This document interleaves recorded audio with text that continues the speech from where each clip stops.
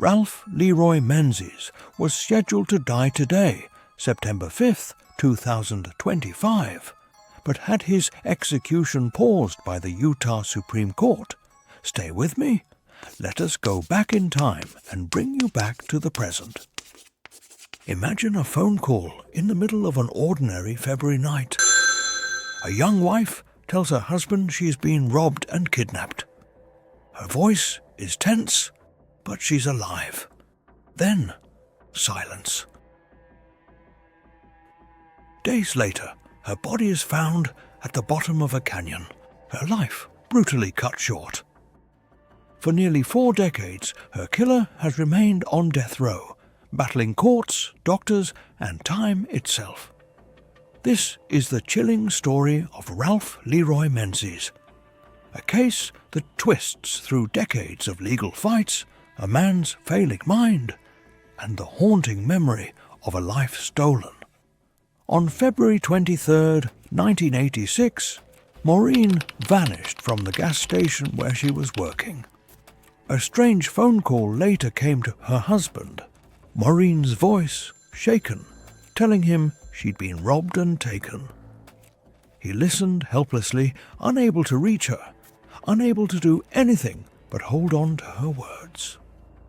2 days later, on February 25th, hikers at Storm Mountain Picnic Area in Big Cottonwood Canyon made a grim discovery.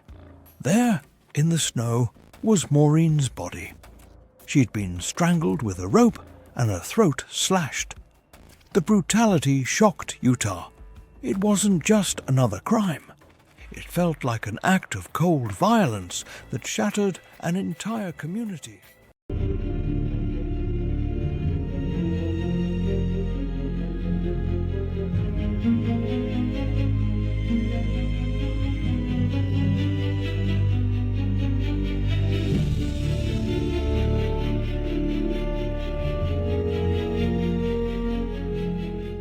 Maurine Hunsaker was just 26 years old. She was a wife, a daughter, and a mother of 2 young children. By all accounts, Maurine was kind, hardworking, and steady, someone who carried the weight of daily life with quiet grace. She worked as an attendant at a convenience store and gas station in Kearns, Utah, to help support her young family.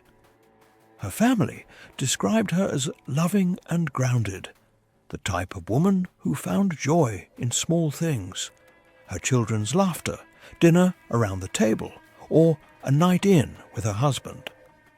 That made her disappearance and later discovery all the more devastating.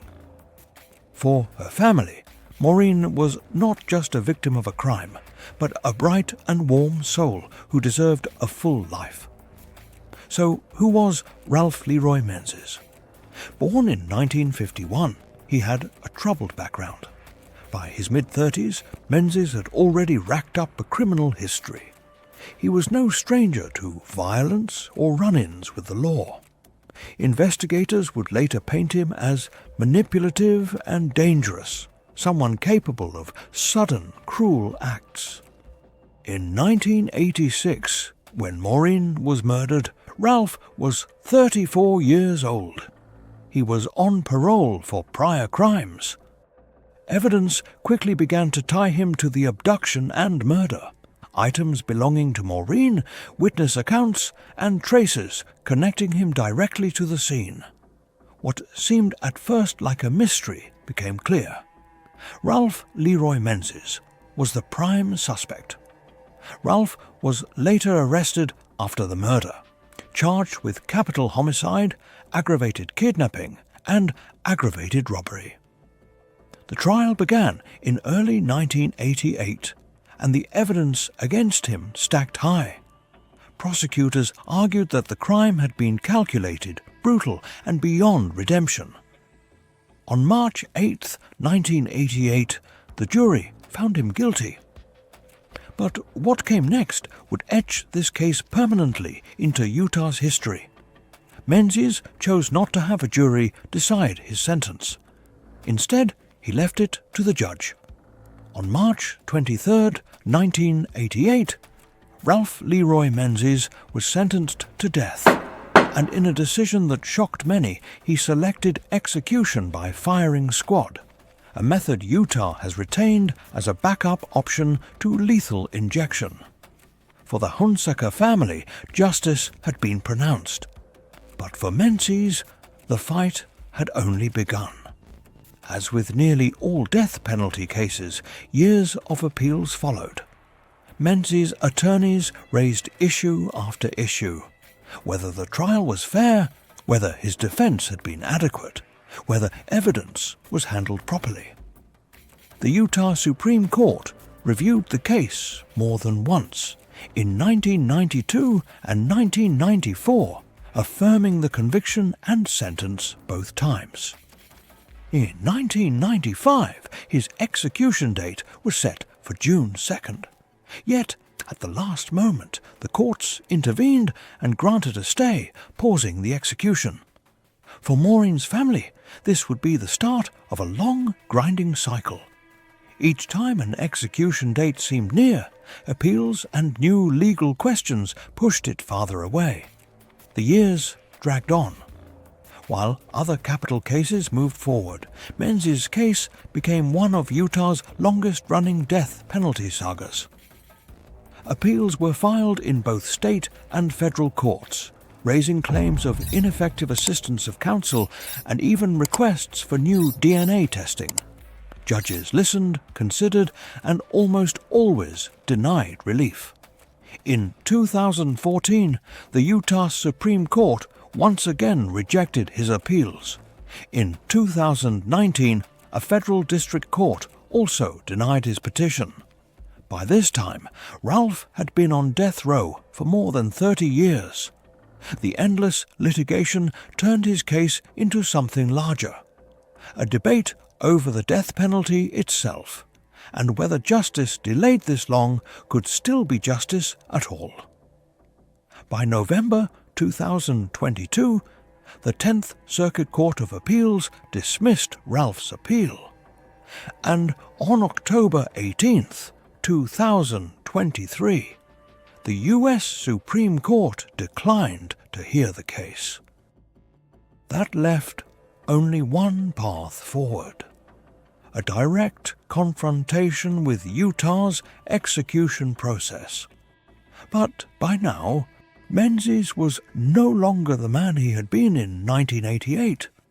Age, illness, and decades behind bars had taken their toll, and his attorneys began to argue something new: that Ralph Menzies was no longer mentally competent to be executed. In November 2024, a competency hearing stretched over several days. Doctors and experts testified. Menzies, now in his 70s, was suffering from vascular dementia. Some medical experts said he could no longer fully understand what was happening to him, that his grasp of reality was slipping away. State experts countered that while he was ill, he still understood enough to face punishment. On June 6, 2025, Judge Matthew Bates ruled that Ralph Leroy Menzies was competent to be executed. The court scheduled his execution for September 5, 2025, by firing squad. For the Hunsaker family, it looked as if the end of the road had finally come. But the story wasn't finished yet. On August 29, 2025, just days before the scheduled execution, the Utah Supreme Court issued a unanimous ruling. The justices vacated the death warrant, halting the September 5th execution. Their reasoning was simple but powerful. Before Utah could take his life, the state had to be certain Ralph Menzies was truly competent. Given his worsening dementia and condition, requiring a wheelchair and oxygen, they ordered a new, fuller competency proceeding. For Maurine's family, it was another painful blow. Nearly 40 years after her murder, they were still trapped in the system's endless cycle. For Ralph, it was a temporary reprieve, another twist in a case that had already spanned generations. The case of Ralph Leroy Menzies raises difficult questions. How long is too long when it comes to carrying out a death sentence? What does justice mean for the families of victims who wait decades for closure? And what do we do when a man sentenced to die is no longer mentally present enough to understand his own punishment? For Maurine Hunsaker's family, these questions are not theoretical. They have lived with the weight of this case since 1986, longer than Maurine herself lived. For the state of Utah, the case has become a symbol of the slow, grinding machinery of capital punishment. And for the rest of us, it's a haunting reminder that the consequences of violence echo for decades, sometimes long after the crime itself has faded from the headlines. This was the story of Ralph Leroy Menzies, a crime that shocked Utah in 1986, and a case that nearly 40 years later still has no final chapter. The victim, Maurine Hunsaker, was more than just a name in court documents. She was a young wife, a mother, and a daughter whose life was brutally cut short.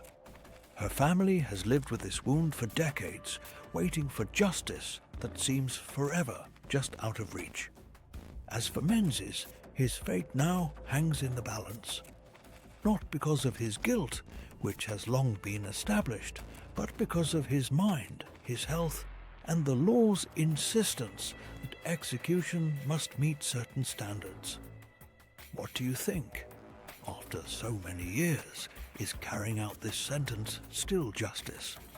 Or has time itself changed what justice should look like?